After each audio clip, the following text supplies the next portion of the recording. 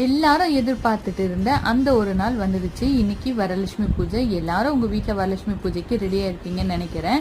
எங்க வீட்டுல வரலட்சுமி பூஜைக்கு தாம்பலத்துல வச்சு தரதுக்கு என்னென்ன ஐட்டம்ஸ்லாம் நாங்க வாங்கியிருக்கோம்னா, வளையல், கண்ணாடி, மருதாணி, சீப்பு எல்லாமே வந்து பொதுவா தாம்பலத்துல இருக்கிறது. வாழை மரம்லாம் நேத்தே வாங்குறதுனால கொஞ்சம் வதங்கின மாதிரி ஆயிடுச்சு.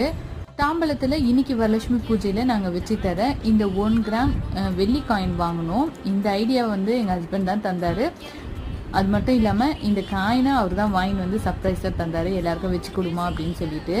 எல்லா காயின்லயும் வந்து லட்சுமி போட்டோவும் பின்னாடி வந்து தாமரை பூவும் போட்டு இருக்கு.